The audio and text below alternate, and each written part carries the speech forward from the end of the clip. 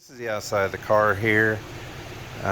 Just changing over to the old Time Attack wheels. So I've got it up in the air here, checking things over before the Mid-Ohio event.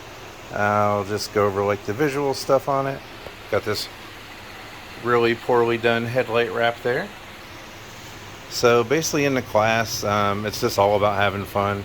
Whether this is your daily driver or just, in my case, this was my wife's old daily driver. So rather than trade it off, I was like, let's do this Sundae Cup thing. So that's why you'll have this sticker back here. We have a bunch of dogs. This was something she already had in her car. I left that on there along with all the other Gridlife stuff. So if it isn't your daily driver, you can just go nuts with stupid stickers. It's whatever, the thing's all about having fun. So this is the exterior here. One thing that was kind of like confusing to me before I got to the first event was how the numbers and all that stuff worked. So when you get to your first event, when you sign up, if you just see if your number is there, and then you get one of these placards here, and then this is just the number 8. So if you're 97, 52, whatever, you just get those numbers. This is blank. You stick that on the side. The sticker package is, I think, like $80 for the two sides, and then the windshield banner up here. So you get those two things at your first event, and you can just leave them on for the rest of the season. Or if you plan on doing multiple seasons of Sundae Cup, just keep them on your car. If it's your daily driver or whatever, I mean, you can take them off as you need to, but mine just stays on. Falcon is also the sponsor of Sundae Cup and a lot of the different classes in Gridlife. So these stickers here, they're available to every event. This is the place you can put them. If you do come in one of the top 3 places, you can win like gift cards or something for Falcon. I don't know how much it is, 500, then 200, then 100 or something based on places. I'm never going to get anywhere near those places, but stickers look cool. They're free. You can pick them up at any of the events. One thing that is a little weird when using these GD3s for Sundae Cup is, I don't like the placement of the shifter. It's a little low. I personally liked it to be, closer to you while you're driving. So basically all this is here, it's a Circuit Hero shift extender and a Circuit Hero shift knob. I think it's like 420 grams or something like that. However those things are weighed, but it's fairly heavy. It helps get through the gears nice and quick. Another thing I have here is an OMP steering wheel. So it definitely helps having the flat bottom with giving yourself leg room. And this is something that almost everybody does because it's really hard to heel and toe in these cars without extending your steering wheel somewhat. So there's 2 options. You can get a OEM, well, it's not OEM, but an extender that's made to make your OEM steering wheel extend out about 2 inches. You have to get those from, I'll have to insert what company it is. I can't remember right now, but they're about $300. Or you can get an aftermarket steering wheel. And basically all I have here is like a Boss steering wheel kit. And I think it's about a 2-inch extension to go along with this. Or you can get a deep dish wheel, which will do the same thing. And another cool thing that I have is this right here. It's actually made for an MR2, so to be able to put the stock cruise control controls onto your steering wheel, because most of these events you're going to be driving to and it could be 5, 6, even 10 hours away from you. So cruise control is a very nice thing to have, just like so. Said it's not pretty, it's not perfect, but it does work completely, and for what you want to do, it's a great option. This is one of the most important things that you might want to put into your GD3. It is an aftermarket footrest for like a Jeep Wrangler that, using riv nuts, I just kind of installed it up in there. OMP pedals, these help a ton with heel and towing. Makes the brake pedal a good 1/2 inch wider or so, and you can set where you want to space it. I actually had to move these a couple of times. I had them too close before, but this seems to be about the perfect distance. So I think these are about $30 on Amazon. Really easy to install and make a huge difference when it comes to ease of heel and towing. The Scroth ASM, and all you do with this is you mount it to the stock like mounting points, and it has all the hardware to do that on the back seat there. And then this disconnects like that. I think I need two hands to do it, but this will disconnect, so you can fold this out of the way, you can pull this, fold it down, it's completely out of the way, and then you can bring it out when you need it at the track. So this is what it looks like from behind. Come up here to the front, this is what it looks like from the front. Same thing, it mounts into the stock location, so that is built and rated to hold the forces of getting in an accident. The thing is legal as far as it has the ASM, means anti-submarining, so where you're not supposed to have anything less than a 5-point in your harnesses. These are supposedly safe because of this device right here. It makes it stretch at an uneven angle, which keeps you from submarining. Lots of the guys use this and have it. It is an option if you want to stay in place but keep your otherwise stock interior, because like I said, you have to drive really far distances to get to these events, so it's nice to have that. So here's everything folded out of the way, so you don't even know that that harness is there. Everything is just as normal when you don't want to use it. I want to buy one of these things here. So obviously when you use those harnesses, the Fit has a little seat belt warning chime that goes off, and it'll drive you crazy. So you get one of these, they're like $5 on Amazon. Put that in there when you're using a harness, and that gets rid of that noise. Basically in the Sundae Cup, you're allowed to do intake, header, and exhaust. You can certainly keep it all stock, be relatively competitive, but just remember these things put about 86 horsepower down on a dyno. So when you're talking about something this lightweight, every single horsepower counts. And everybody, there's a lot of parity, everyone has about the same cars, so any little horsepower you can get is worth it. So if you can, just get something like this. This is a Weapon R street header. I think it's about $300. They also make a race header that eliminates the cat. It's really well made. It's basically one of the only options left where you can actually just find it and not have to search really hard for it. So Weapon R street header there. A basically homemade intake. This is an engine intake from who knows what car. Spent about $40 on it. Cut it up a ton to get it to fit inside here. Came with the heat shield. Got it mounted to the little intake bracket down there with like a rubber plug so that it can bounce around. So that is an option, but the consensus is you almost lose horsepower by going away from the stock airbox. It's really well made, so only do this if you want the better throttle sound and maybe a little bit better throttle response, but you might lose a horsepower or two. They also make pre-made ones on eBay between $50 and $100. You can get a cold air one for $200 to $300, and there's fancy JDM ones that have power chambers and all that other sort of thing for $600 to $700. So there are options out there. And then finally, here's the top of my suspension. You basically can go about 3 routes with suspensions. This is middle of the road. You can stay stock. You can get something like this. This is like the equivalent of the lower level BC. There's like ICS or Megan, that sort of thing. This is a silver suspension. It's about $1,100. They actually just got an email that said they increased their price to $1,400 because of increased costs.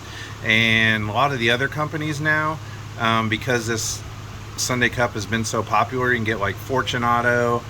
Trying to think, there's I think 2 or 3 other brands. They're about $2,000 to $3,000, and a lot of guys are running those. So that's like the top of the line option. And with those, you can get adjustable caster camber plates, all kinds of stuff like that. So, okay, just going to quickly show the rear suspension.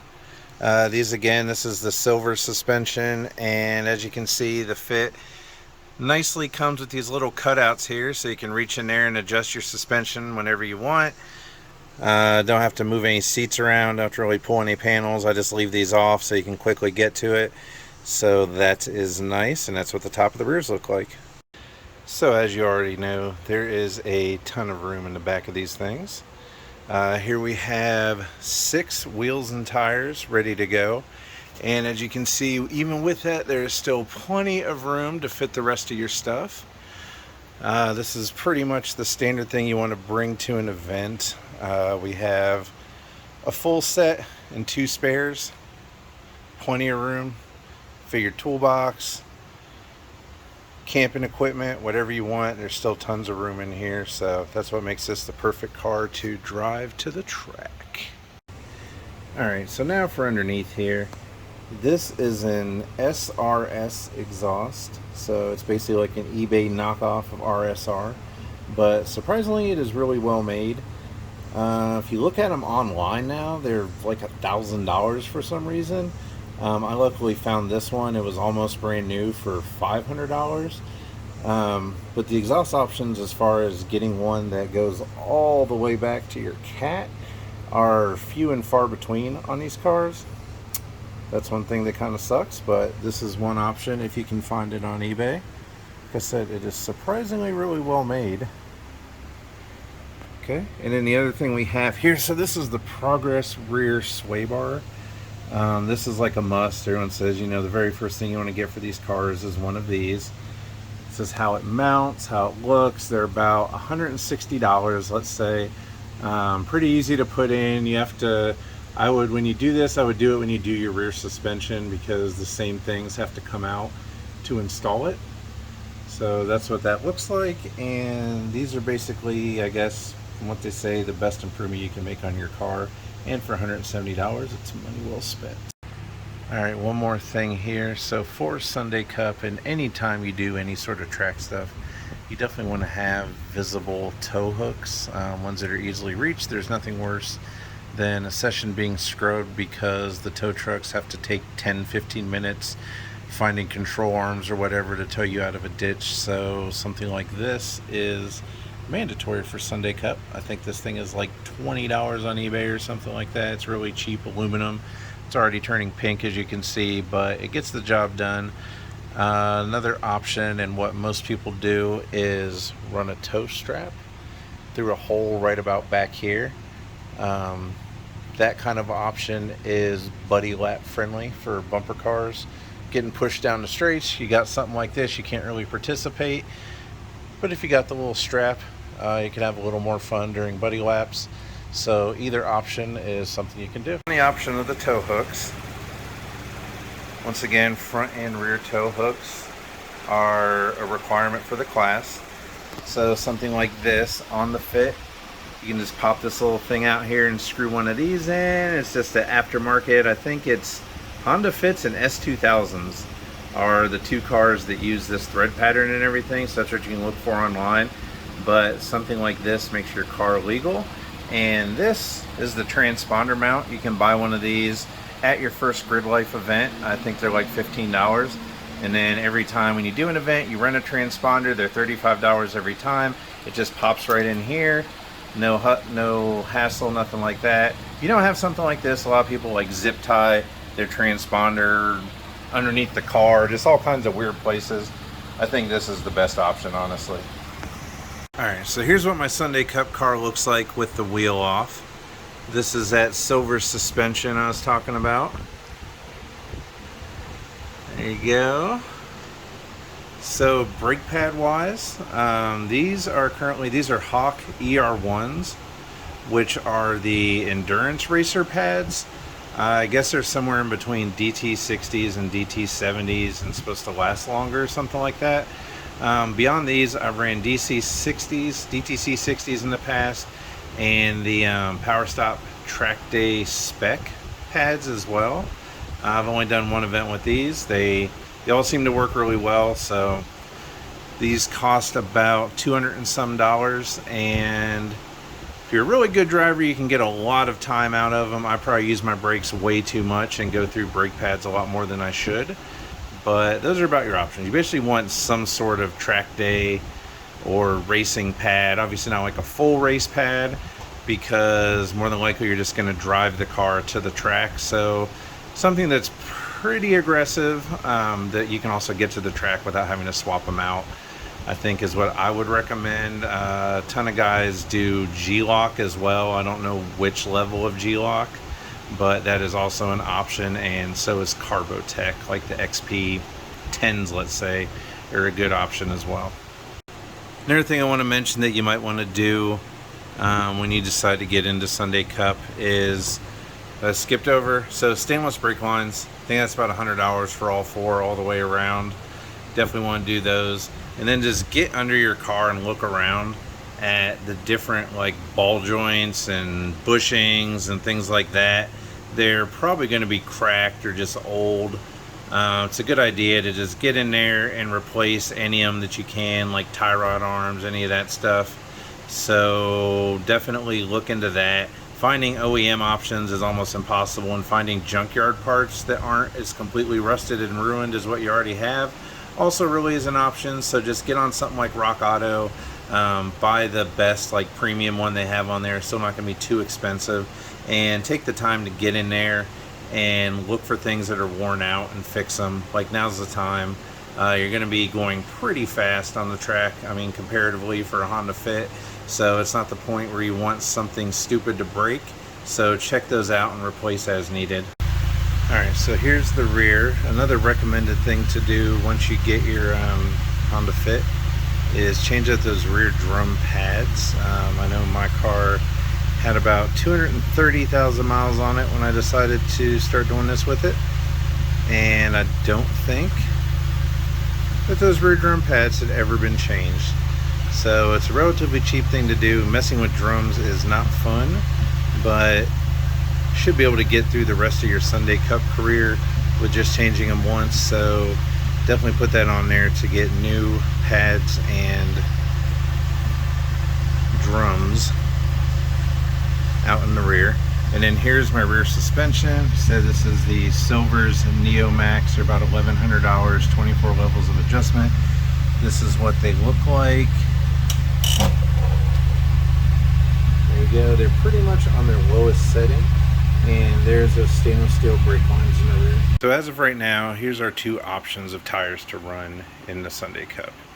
There is the Falcon 615K Pluses and the Azini RT 660s. If you run these here, you're going to get a lot of wear. These take forever to wear down. You're going to be about a second and a half slower than everybody else running the RT 660s, but you're not going to have to change out tires as often. So it's really good if you're looking to get into it, just have fun, still be a little competitive, but not spend as much on tires. If you run these here, you're going to go through them a lot more often, but be a lot faster, obviously, and to spend more money on tires. The size that everybody is set to run is a 205/50/15, and as far as wheel options, this is one. This is a TR Motorsports CR1. It's actually found under the Miata section. I believe they are discontinued, but it's a 15 by 7.5 plus 42 offset.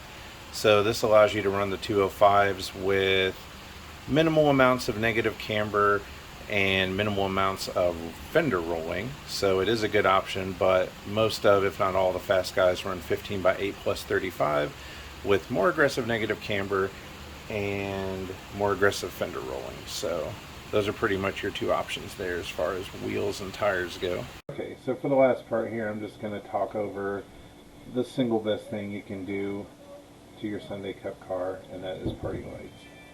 You can get these bad boys on Amazon, any place like that, for about $50. Put them in there. They're a great way to have fun with your car. Remember, this whole thing is just about having fun. Best thing I can say about it is just do it. Like, get on the website, get on that Gridlife, order the tickets for the events. It's about $500 each weekend. If you don't get them soon, you're going to have trouble getting the tickets, but if you pay attention to the forums, people are always selling them about a week before events, so you can always go that way as well. But if you're someone who's done a ton of HPDEs and track days like I have, it's a great way to get in there cheaply and get into some competitive motorsports.